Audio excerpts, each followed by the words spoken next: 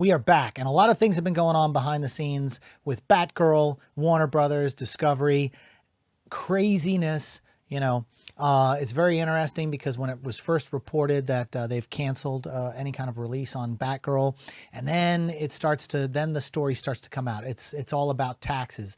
The big merger that's going on, they only have a small finite window where they can add things into the merger and write it down as a loss because of the combinations of the two companies. And what Discovery is doing, they've been cutting the fat everywhere. So first thing that was on the chopping block was a $300 million spend that CNN did to create CNN Plus. They were like, nah, after 1 month, they just killed that.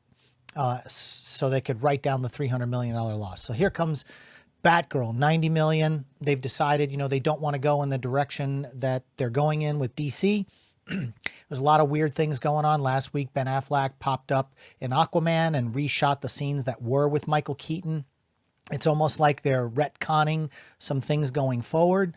So they write down the $90 million Batgirl film.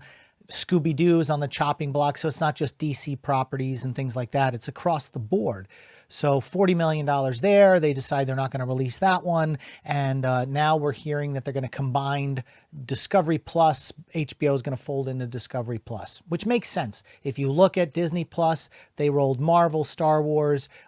Nat Geo is on Disney Plus, Pixar. They've just kind of rolled everything in there. Now you're seeing stuff like Deadpool and Logan, hard R, superhero stuff are being added to Disney Plus with you had to hit the button when they prompted you for that disclaimer about, hey, look, now we're going to be adding this content. Are you willing to put that content on there? And you had to say yes. So they're taking notes. Discovery, Warner Brothers are seeing what's out there, what's been working, and they're just putting everything in one pot.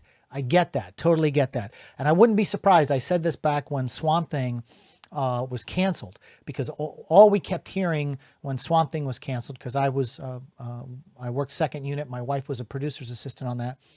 All we kept hearing was the DC Universe app that was out only had 160,000 subscribers. That was like $12 million a year. And Doom Patrol was $4 million an episode. Titans was $4 million an episode.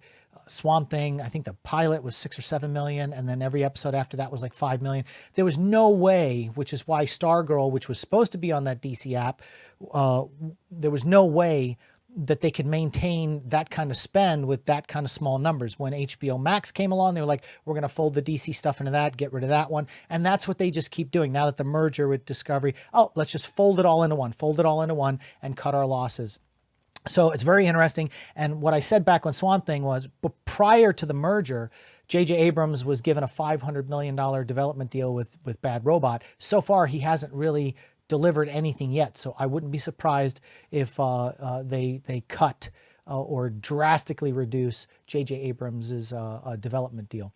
Ben Affleck coming back as Batman to kind of tie up the end of Aquaman is very interesting. The thing about Warner Brothers is they have a great relationship pre-merger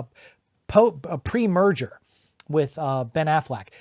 Remember, one of the things that Zaslav had said when he first got on, it was kind of leaked, Cry Macho was the Clint Eastwood movie. And it didn't do well at the box office, but the people were like, well, but we've had a relationship with him for years. And, it's one of those deals where, we just kind of gave him the money to make that movie, even though it wasn't a box office success. And he was like, nah, we're not doing that anymore. But the difference between Clint Eastwood and Ben Affleck is if you look at movies like Argo, for example, which... let's see, Argo had it was like a $44 million budget, and it did $232 million worldwide. That is a huge win for Ben Affleck and Warner Brothers. You look at The Accountant, which was another movie that had a $54 million budget, $155 million take. It has a $44 million budget, $155 million haul. That was a huge success. The idea to be truly successful in the film industry is to triple your budget. That double your budget breaks even, triple your budget brings in the bacon. So then you go to The Town. Where's The Town? Because The Town was another box office success for Ben Affleck and Warner Brothers.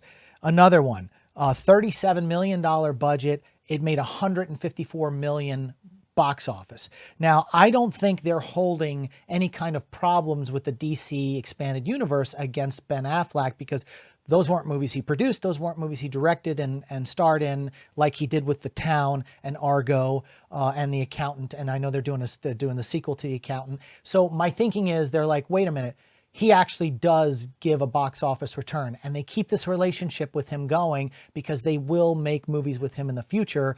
And as long as he keeps tripling the budgets on these films, he's going to be successful and stay within the Warner Brothers house.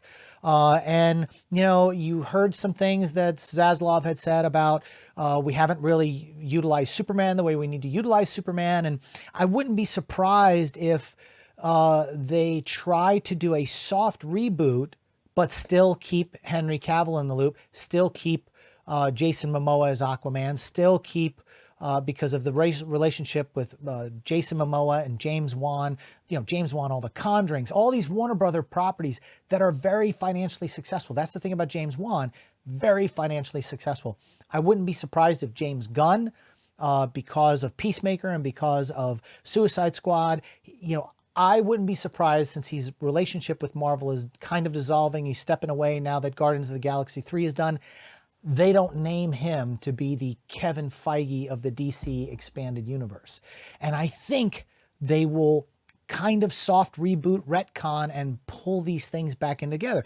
There are a lot of people out there saying, nope, this is it. They're just going to kill it all. And I wouldn't be surprised if The Flash is on the chopping block as well, and they write down that $200 million. I think that may happen, because the problem is there's just way too much baggage with what's been going on with Ezra. And I think they just want a clean slate. They want a clean slate. They want to do justice by Superman, that character. They want to keep the momentum going. They want to keep that separate universe with Matt Reeves when it comes to the Batman and Robert Pattinson, because, that did $750 million. Sure, it had a $200 million budget. $400 million breaks even. It made $350 million profit. It's profitable, so there's profit there. That's what look, it's show business. And the bottom line is it's show business. This is what they look at. They look at this. They look at this. So I think we're in for some more surprises coming soon. But I wouldn't be surprised. I don't think they're going to close the chapter completely on the original DC expanded universe. I think they like Gal Gadot. They like Ben Affleck. I think they're going to bring Henry Cavill back. Let's see what happens with Black Adam. If Black Adam ends up not being a success, I'm talking it's got to hit $1 billion. Aquaman 2 comes out, it's got to hit $1 billion.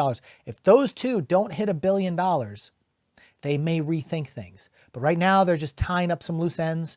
They're writing down a lot of loss, so when they file their taxes in the next fiscal year, they can claim that the merger caused a lot of restructuring, and they can write down their loss. That's what they're doing, guys. It's show business, and people need to remember that. What do you guys think? Let's talk about it in the comments section, and we'll see you on the next one.